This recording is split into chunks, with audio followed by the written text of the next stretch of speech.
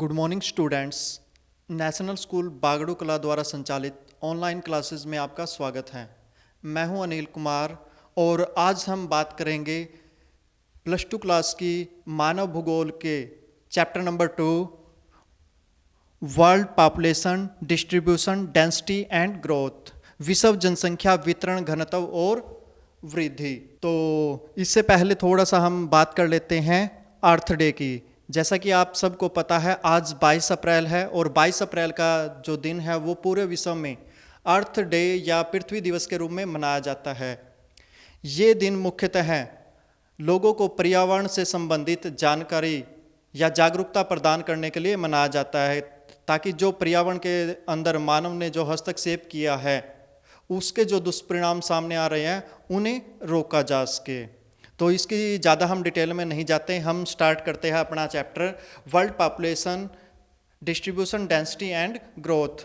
सबसे पहले हम बात करते हैं विश्व जनसंख्या की। तो विश्व जनसंख्या की इससे पहले हम समझे कि विश्व जनसंख्या है क्या या वितरण घनत्व और वृद्धि। हम बात करते हैं इसकी इम्पोर्टेंस की, क्योंकि किसी भी देश के जो निवासी होते हैं वो उसका वास्तविक धन होते हैं। यही वो नागरिक होते हैं जो किसी देश के सभी साधन होते हैं उनका उपयोग करते हैं, साधनों को संसाधनों में कन्वर्ट करते हैं या उत्पादन करते हैं और उपभोग करते हैं। तो यहाँ पर जब हम विश्व जनसंख्या की बात कर रहे हैं तो हम बात कर रहे हैं पूरे विश्व के अंदर जो लोग रहते हैं उनकी बात। अगर वर्तमान की बात की जाए तो वर्तमान में लगभग पूरे विश्व में 760 करोड़ लोग रहते हैं। मतलब हम कह सकते हैं कि 7.5 अरब से भी ज़्यादा जो लोग हैं वो निवास करते हैं। तो यहाँ पर हम दो चीज़ें और क्लियर करेंगे। दो मिलते जुलते जो टर्म है, एक होती है जनसंख्या, दूसरी होती है जनगणना।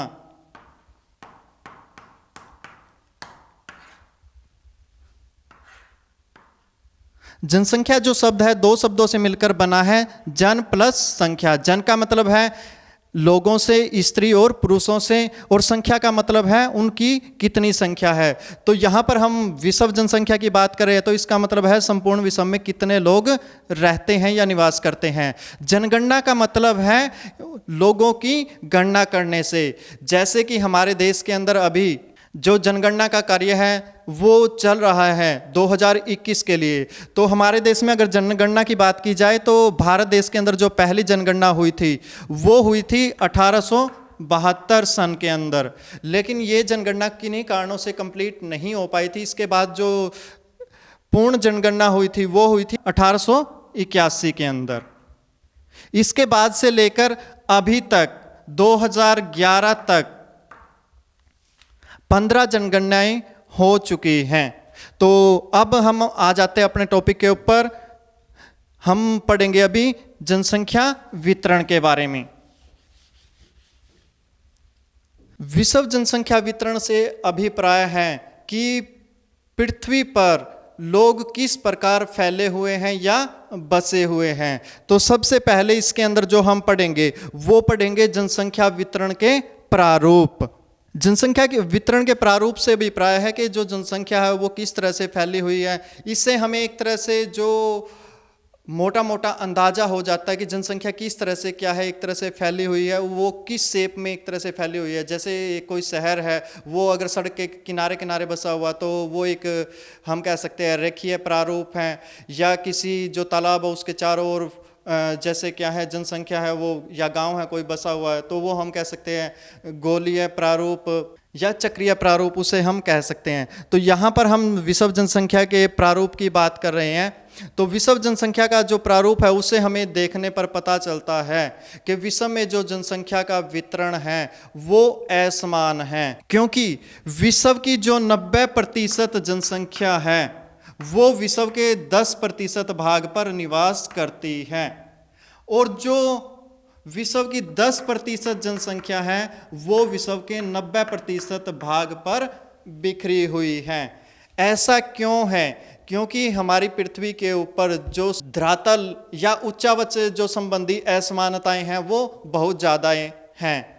इनके बारे में हम आगे पढ़ेंगे कि किसके कारण ऐसा है। अब हम बात करते हैं अक्षांश के आधार पर जो जनसंख्या वितरण है वो कैसा है। अगर हम ग्लोब के ऊपर देखें, हमारी पृथ्वी को हम ग्लोब के रूप में दो भागों में बांटते हैं।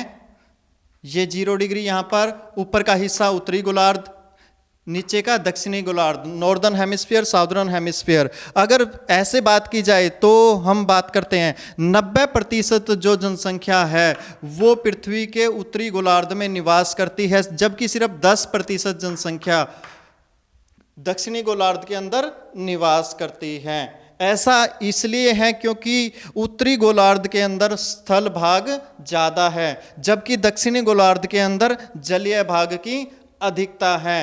अगर हम उत्तरी गोलार्ध के अंदर अक्षांशीय तौर पर या अक्षांश के आधार पर जनसंख्या वितरण के बारे में स्टडी करते हैं तो ये असमानता हमें और भी ज़्यादा दिखाई देती है। देखिए, दक्षिणी गोलार्ध में विश्व की जनसंख्या का रहता है 10%। अब हम बात करते हैं उत्तरी गोलार्ध में 0 से 20 डिग्री अक्षांश के बीच की।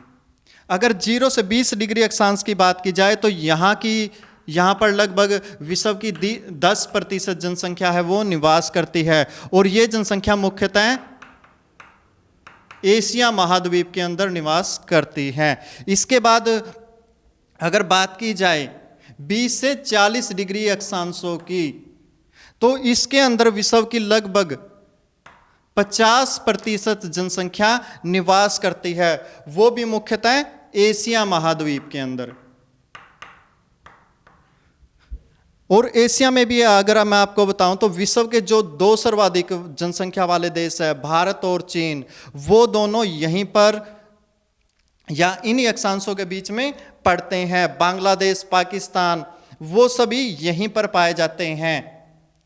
इसके बाद हम बात करते हैं 40 डिग्री से 60 डिग्री अक्षांश के बीच में उत्तरी गोलार्ध में।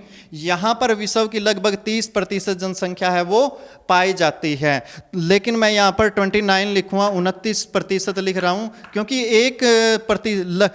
1% है उससे थोड़ी सी जो कम जनसंख्या है वो रहती है 60 डिग्री से ऊपर, मतलब 90 डिग्री, 60 डिग्री से 90 डिग्री उत्तरी अक्षांश के बीच में। तो अगर मोटे तौर पर देखा जाए तो 20 डिग्री से लेकर 60 डिग्री अक्षांश के बीच में विश्व की लगभग 80% जनसंख्या है वो निवास करती है। और ये जो मैंने बताया था 40 डिग्री से 60 डिग्री अक्षांश के बीच में मुख्यतः यूरोप के अंदर ये जो जनसंख्या है वो पाई जाती है। अब हम बात करेंगे, ये जो हमने पढ़ा था, ये जो जनसंख्या का वितरण था, ये किसके आधार पर? अक्षांश के आधार पर, कि किन अक्षांशों के बीच में जनसंख्या अधिक पाई जाती है, किन के बीच में कम पाई जाती हैं। अभी हम पढ़ेंगे जो जनसंख्या का वितरण है या प्रारूप है वो किसके? विकसित और विकासशील क्षेत्रों के आधार पर। तो पहला पढ़ा हमने अक्षांश के आधार पर,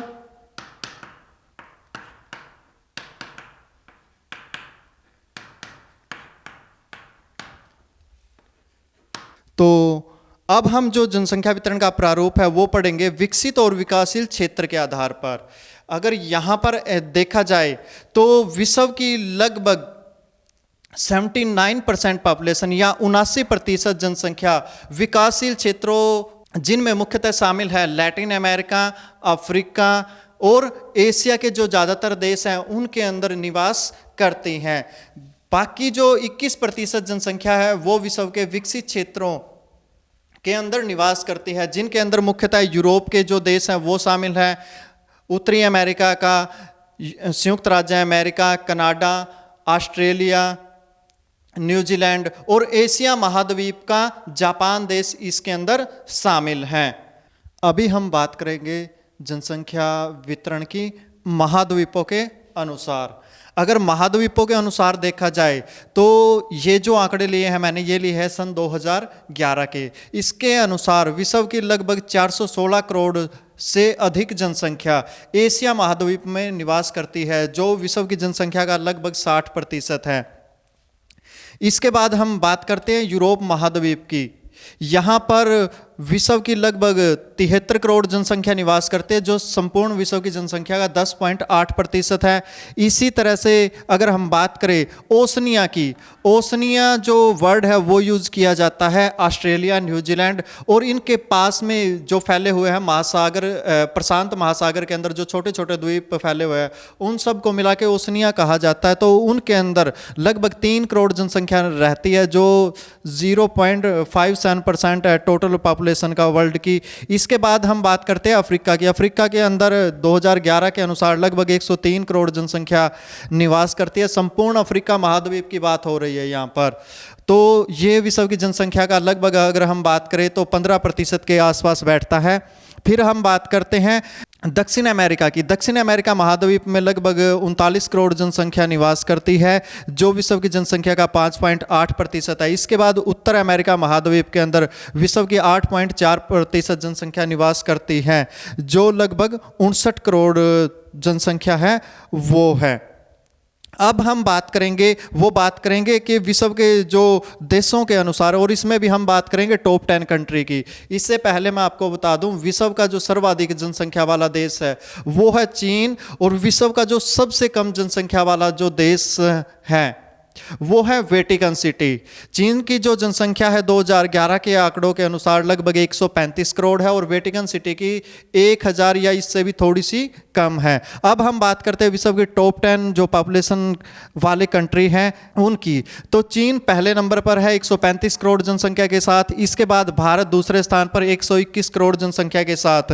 तो और तीसरे नंबर पर जो संयुक्त राज्य अमेरिका, उसके अंदर लगभग 31.67 करोड़ या अब तो बढ़कर 35 करोड़ के आसपास हो चुके हैं इनके, इतनी जनसंख्या निवास करते हैं। अगर विश्व का दूसरा और तीसरे नंबर का देश देखा जाए तो इनकी जनसंख्या के अंदर बहुत ज़्यादा हम कह सकते हैं वो गैप या अंतर हमें देखने को मिलता है। इसके बाद हमारा जो अंडमान और निकोबार के पास जो पड़ोसी देश है इंडोनेशिया, वो चौथे नंबर पर है जनसंख्या के मामले में, लगभग 25 करोड़ जनसंख्या निवास करते हैं इसके अंदर। फिर ब्राज़ील जो देश है उसके अंदर दक्षिण अमेरिका महाद्वीप का ये देश है, सबसे बड़ा देश है दक्षिण अमेरिका महाद्वीप का, वहाँ पर लगभग 20 करोड़ लोग रहते हैं। इसके बाद हमारा जो पड़ोसी देश है पाकिस्तान, इसके अंदर लगभग 19 करोड़ जो लोग हैं वो निवास करते हैं। फिर नाइजीरिया के अंदर ये एकमात्र अफ्रीकी देश है जो टॉप 10 के अंदर आता है। नाइजीरिया में लगभग 17.5 करोड़ आबादी है। इसके बाद हम बात करते हैं हमारे एक दूसरे पड़ोसी देश बांग्लादेश की। इसके अंदर लगभग 16.37 करोड़ जो लोग हैं वो निवास करते हैं। फिर क्षेत्रफल के आधार पर जो विश्व का सबसे बड़ा देश है वो है रूस, और रूस के अंदर लगभग 14 करोड़ लोग निवास करते हैं। अंत में है हमारे देश का एशिया का जो विकसित देश माना जाता है जापान, जिसके अंदर जनसंख्या लगभग 13 करोड़ 2011 के आंकड़ों के अनुसार दर्शाई गई है। अगर इसके अंदर टॉप 10 कंट्री में हम देखें तो इनमें से 6 देश एशिया महाद्वीप के अंदर स्थित हैं। इसीलिए जो हमने देखा था कि विश्व की जनसंख्या का लगभग 60% जो भाग है वो एशिया महाद्वीप में रहता है। अब हम बात करते हैं जनसंख्या घनत्व की। जनसंख्या घनत्व क्या होता है? जनसंख्या घनत्व वह माप है जो किसी स्थान की जनसंख्या तथा वहाँ के क्षेत्रफल के बीच आनुपातिक संबंध को व्यक्त करता है।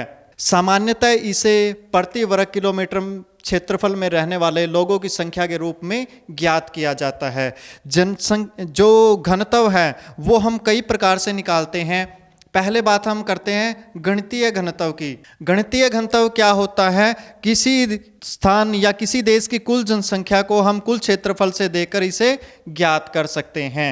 दूसरा जो घनत्व होता है वो होता है कायिक या पोषक घनत्व। कायिक या पोषक घनत्व हम कैसे निकालते हैं?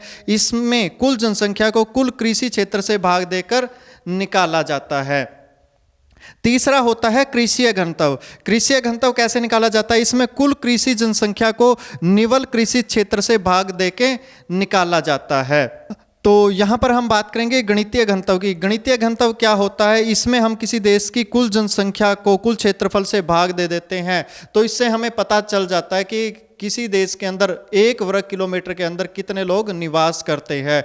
ये जो जनसंख्या घनत्व है, अगर हमें 2 देशों की जनसंख्या घनत्व का कंपैरिजन करना है तो हम इसका यूज करते हैं, लेकिन ये एक असोदित विधि है। असोदित क्यों? क्योंकि इसके अंदर क्या है, कुल क्षेत्रफल को लिया जाता है। अगर हम बात करें तो सभी तरह के जो क्षेत्रफल है उसके ऊपर लोग निवास नहीं करते। इसमें बहुत सारे ऐसे क्षेत्र होते हैं जैसे पहाड़ी इलाके हैं, नदियां हैं, या दलदल वाले क्षेत्र होते हैं, या कृषि भूमि होती है, तो उसके ऊपर लोग निवास नहीं करते, लेकिन तुलना करने के लिए ये अच्छा है। इसके बाद कायक या पोषक घनत्व, ये किस लिए निकाला जाता है? क्योंकि किसी भी स्थान की जो जनसंख्या होती है वो उस क्षेत्रफल के ऊपर निर्भर करती है जहां पर कृषि की जाती है। तो इसमें क्या होता है, इसमें कुल जनसंख्या को किससे भाग दिया जाता है? वो कुल कृषि क्षेत्र से, जिसके अंदर वास्तव में क्या है, फसलें उगाई जाती है। लेकिन इसके अंदर भी हम क्या करते हैं, इसके अंदर भी हम कृषि क्षेत्र के अलावा बाकी एरिया को अनुपजाऊ मान लेते हैं। इसके बाद कृषि घनत्व। कृषि घनत्व में यहाँ पर हमने लिया कुल कृषि जनसंख्या। कुल कृषि जनसंख्या से अभिप्राय है जो लोग कृषि कार्यों में लगे हुए हैं, जिनमें कृषक या मजदूर या उनके परिवार, उनके लोग आते हैं, और निवल बोया गया क्षेत्र जिसके अंदर वास्तविक रूप से कृषि की जा रही है। अभी हम बात करते हैं जनसंख्या का विषम वितरण। अधिकतर लोग उपयुक्त स्थानों पर बसना पसंद करते हैं, लेकिन विषम में उपयुक्त स्थान कम है। उपयुक्त स्थान से अभिप्राय ऐसे स्थान जहाँ पर ना तो बहुत ज़्यादा गर्मी हो ना बहुत ज़्यादा सर्दी हो, जहाँ पर जल की उपलब्धता अच्छी हो, मिट्टी अच्छी हो। तो इस आधार पर अगर हम देखा जाए तो विषम को हम 3 भागों में बांटकर उसका अध्ययन करेंगे। तो पहले सघन जनसंख्या वाले प्रदेश। सघन जनसंख्या वाले प्रदेश वे प्रदेश होते हैं जहाँ 201 व्यक्ति या इससे अधिक प्रति वर्ग किलोमीटर में रहते हैं। ऐसे संसार में 3 क्षेत्र है। पहला मानसून एशिया। मानसून एशिया के अंदर जो शामिल किया जाता है वो शामिल किया जाता है दक्षिण पूर्वी एशिया के जो देश हैं उनको, मुख्यतः भारत, चीन, बांग्लादेश और जो हिंद चाइना के देश हैं उनको। यहाँ पर अधिक जनसंख्या होने का मुख्य जो कारण है वो है यहाँ की जलवायु का अच्छा होना, और पिछले कुछ समय में यहाँ पर तेजी के साथ औद्योगिकरण का होना, नगरीकरण का होना और नदियों का पाया जाना। जैसे चीन के अंदर हवांगहो नदी और भारत के अंदर जो गंगा ब्रह्मपुत्र नदियाँ हैं, या पाकिस्तान के अंदर सिंधु नदी का मैदान है, वहाँ पर अच्छी मिट्टी के कारण जनसंख्या का जमाव पाया जाता है। संसार में सघन जनसंख्या का जो दूसरा प्रदेश है वो है पश्चिमी यूरोप। पश्चिमी यूरोप में मुख्यतः क्या है, खनन और जो निर्माण उद्योग है उनके विकास के कारण यहाँ पर जनसंख्या जो घनत्व है वो अधिक पाया जाता है। तीसरा है संयुक्त राज्य अमेरिका तथा कनाडा के पूर्वी क्षेत्र। यहाँ पर जनसंख्या घनत्व इसलिए अधिक पाया जाता है क्योंकि यूरोप के जो अधिकतर या शुरुआती जो लोग थे वो जाकर बस गए यूएसए तथा कनाडा के पूर्वी भाग में, और यहीं पर औद्योगिकरण तथा नगरीकरण भी क्या है यहाँ पर अधिक पाया जाता है। इसीलिए इन क्षेत्रों में सघन जनसंख्या पाई जाती है। इसके बाद हम बात करते हैं विरल जनसंख्या वाले क्षेत्रों की। विरल जनसंख्या तथा जनविहीन प्रदेश, ये वो प्रदेश होते हैं जिनके अंदर 1 व्यक्ति प्रति वर्ग किलोमीटर से भी कम पाया जाता है, या अगर हम बात करें 10 व्यक्ति, और कुछ स्थान तो ऐसे जहां पर बिल्कुल मानव नहीं पाया जाता। तो इसमें ये 4 क्षेत्र मुख्यतः शामिल करते हैं हम। पहले है उष्ण मरुस्थल, जो बहुत ज़्यादा गर्म मरुस्थल है। यहाँ पर बारिश ना के बराबर होती है, सूर्य की किरणें मुख्यतः सीधी पड़ती हैं जिसके कारण टेम्परेचर अधिक होता है। तो ये मुख्यतः जैसे अफ्रीका के अंदर सहारा है, या कालाहारी मरुस्थल है अटाकामा, या भारत के पश्चिमी भाग में स्थित थार मरुस्थल, यहाँ पर जनसंख्या बहुत कम पाई जाती है। इसके बाद है अति ठंडे क्षेत्र। अति ठंडे क्षेत्रों में जो ध्रुवीय क्षेत्र, अंटार्कटिका महाद्वीप तो पूर्णतः जनविहीन प्रदेश है। इसके अलावा उत्तर जो ध्रुवीय प्रदेश है जिसमें ग्रीनलैंड, रूस का साइबेरिया जो भाग है और कनाडा का उत्तरी भाग इसमें शामिल हैं। इसके बाद बात करते हैं हम ठंडे मरुस्थल तथा उच्च पर्वतीय प्रदेशों की। ठंडे मरुस्थल वो क्षेत्र होते हैं जो महाद्वीपों के आंतरिक भाग में स्थित होते हैं। यहाँ पर बहुत ज़्यादा ठंड होती है और बारिश ना के बराबर होती है, इसलिए यहाँ पर जनसंख्या बहुत कम पाई जाती है। ये मुख्यतः क्षेत्र है गोबी मरुस्थल, तकला, माकन। ये गोबी मरुस्थल मध्य एशिया, मुख्यतः मंगोलिया और चीन के अंदर स्थित हैं। इसके बाद हम बात करते हैं और जो हमारे उच्च पर्वतीय प्रदेश, जैसे हिमालय के अंदर अगर आप जाओगे, अरुणाचल प्रदेश है भारत में सबसे कम जनसंख्या घनत्व वहाँ पर पाया जाता है, या जो अति ठंडे क्षेत्र जो हमेशा बर्फ से ढके रहते हैं, इसलिए वहाँ पर जनसंख्या ना के बराबर पाई जाती है। फिर है विषुवतीय क्षेत्र, जिसमें अमेजन बेसिन और जायरे बेसिन, अमेजन बेसिन ब्राज़ील या दक्षिण अमेरिका महाद्वीप के अंदर, जायरे बेसिन अफ्रीका के अंदर, यहाँ पर बहुत अधिक जो सघन वन है वो पाए जाते हैं और इनकी लकड़ी कठोर होती है। यहाँ पर बहुत प्रकार की बीमारियाँ हैं वो फैलती रहती है, जिनके कारण यहाँ पर जनसंख्या बहुत कम पाई जाती है। इसके बाद जो बाकी जो क्षेत्र बच गई वो मध्य जनसंख्या वाले प्रदेशों में आते हैं, जहाँ पर मुख्यतः 11 से 50 व्यक्ति प्रति किलोमीटर के अंदर निवास करते हैं। और इनके अंदर जो क्षेत्र आते हैं वो एशिया के जो पश्चिम एशिया, यूरोप का जो पूर्वी क्षेत्र है वो एरिया आते हैं। इसमें यूएसए और कनाडा का जो मध्य और जो पश्चिमी जो भाग है वो इसके अंतर्गत आता है, और दक्षिणी गोलार्ध के सभी देश ये इसके अंदर शामिल किए जाते हैं। तो ये तो जनसंख्या का विषय वितरण। अभी हम बात करेंगे इसमें संक्षेप में वृद्धि की। तो जनसंख्या वृद्धि से अभिप्राय किसी स्थान विशेष पर दो निश्चित समय बिंदुओं के बीच में जनसंख्या में जो परिवर्तन होता है उसे हम जनसंख्या वृद्धि कहते हैं। उदाहरण के तौर पर 2001 के अंदर भारत की जनसंख्या लगभग 102 करोड़ थी, जो 2011 में बढ़कर 121 करोड़ हो गई। तो इसकी जो जनसंख्या के अंदर जो चेंजिंग आई है उसे ही हम जनसंख्या वृद्धि कहते हैं। जनसंख्या वृद्धि के यहाँ पर हम प्रकारों के बारे में पढ़ेंगे। तो जनसंख्या वृद्धि कई प्रकार की होती है। सबसे पहले प्राकृतिक वृद्धि होती है। प्राकृतिक वृद्धि कैसे निकाली जाती है? किसी स्थान पर जितने लोगों का जन्म हुआ है और कितने लोगों की मृत्यु हुई है। तो जितनों का जन्म हुआ है और उसमें से मरने वालों की संख्या घटा देते हैं। मान लो किसी स्थान पर 10 व्यक्तियों का क्या है जन्म हुआ है और 7 की डेथ हुई है, तो यहां पर अगर बात की जाए तो 3 व्यक्तियों की वृद्धि हुई है इस स्थान की जनसंख्या में। दूसरी होती है, ये तो होती है प्राकृतिक वृद्धि जिसमें हम जन्म और मृत्यु लेते हैं। दूसरी होती है वास्तविक वृद्धि। इसके अलावा किसी स्थान की जनसंख्या में जो परिवर्तन है वो दूसरे तरीके से भी हो सकता है। जन्म और मृत्यु अगर मान लो बराबर है तो भी।